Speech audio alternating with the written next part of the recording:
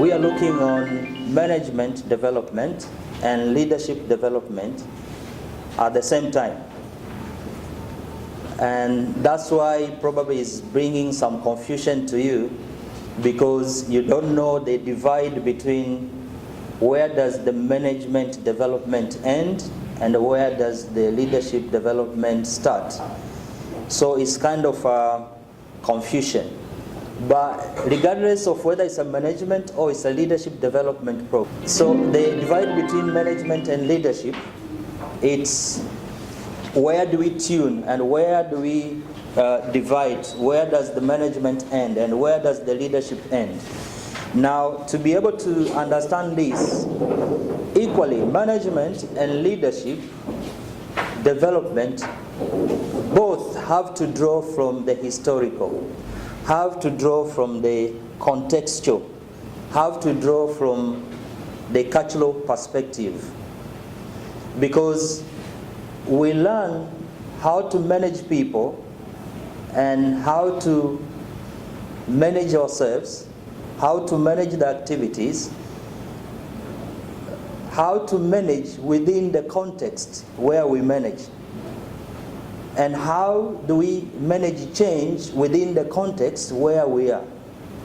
How do we manage resources within the context where we are?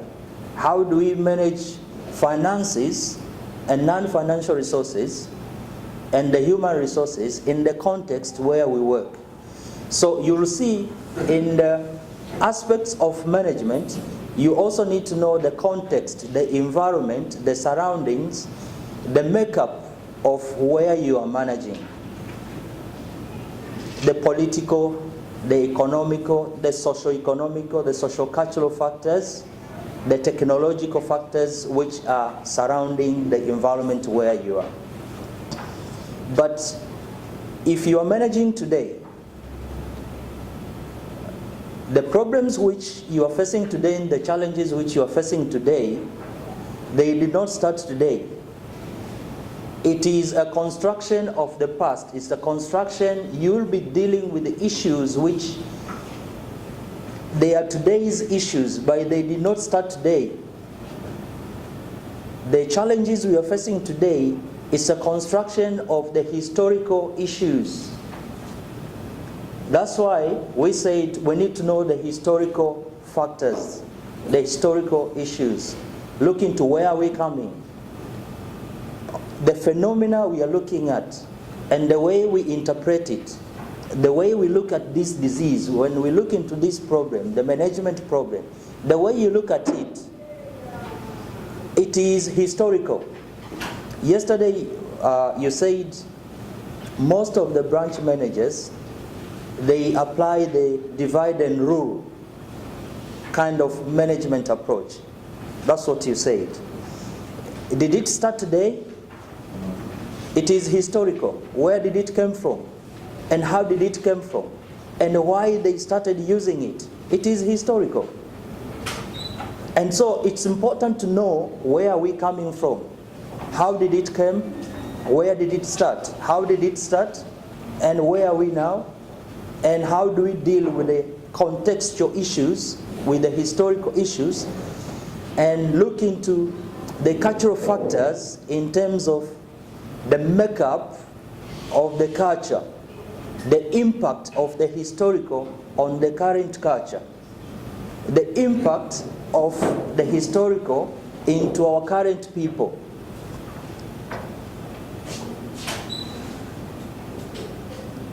And so we are saying our perspectives, being our personal perspectives, being the professional perspectives in how we will look into the phenomena, into how we interpret the situations, it is influenced with our past, our beliefs, our norms, our culture, our background, our history. And as a result of that, knowing and understanding the context, the history, and the culture is very important. I'll give you examples. A cannot be on the same port with target segment B. And so when you are looking into that, to differentiate your product, you have to look into historical. And when you go to these people, they tell you, you know, before it used to be like this and this and this, but why are you doing this now? There has to be a framework, a point of reference. Where do you refer? Now, doing business in Tanzania, you cannot avoid referring to your African. You are an African. Your history did not start by the whites after the colonial. They are African. Yes, this is how we price our product. This is how we frame our product. And there are some of the products you cannot sell in this market. Why? Because we are African. I'm sure there are a lot of banking products which they are not getting into the business now just because we are African. Yeah? Do you know that? Or you don't know that? Do you know some of the products which you cannot sell them here because we are African? You'll not get the market because the culture, the values, the beliefs of the people you are targeting, it's like they cannot take them. Yeah? Yes. For me, what I think on that point, yeah. If you have a product and you think that is all products are new, all products we are selling are new in Africa. But when you are selling a product, you are like a preacher. You try to make those people who don't know the product to believe it. Yes. Yeah. And you create the market. Okay. Yeah. What I think, maybe if there are products which are not selling, which we are not selling, because we are in Africa, it's because those products can be. What is driving customers' perception? Do the values of the customer, do the cultural factors of the customers, do their beliefs drive their perception of the product? So it's a two-way traffic. It's not like you are in a ring fighting and where you'll be just boxing that person, you'll be punching. No, you have also to consider, go on the other side of the river. See, if I was a customer, how would I perceive this product? And what factors gonna drive me in perceiving this product?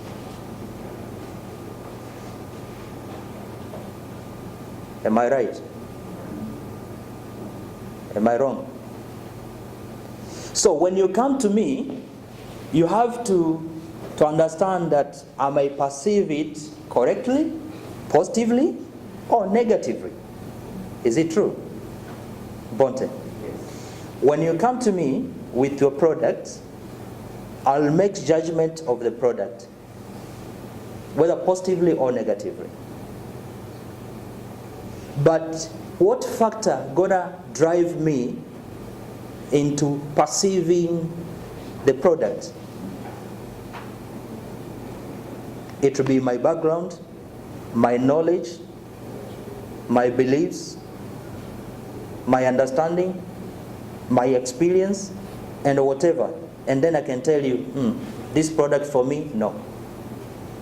But there are people who will go for that product. There are people who will go for that product. But what I'm trying to say, what is it that is going to be influencing my personal perspective toward that product? Historical factor, cultural factor, values, all these are past. They are not today. The way you see me today is not a product of today. It's a product of many years. The historical issues from my family is driven from my past.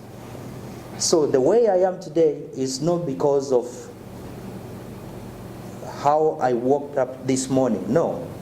It's a construction of my past.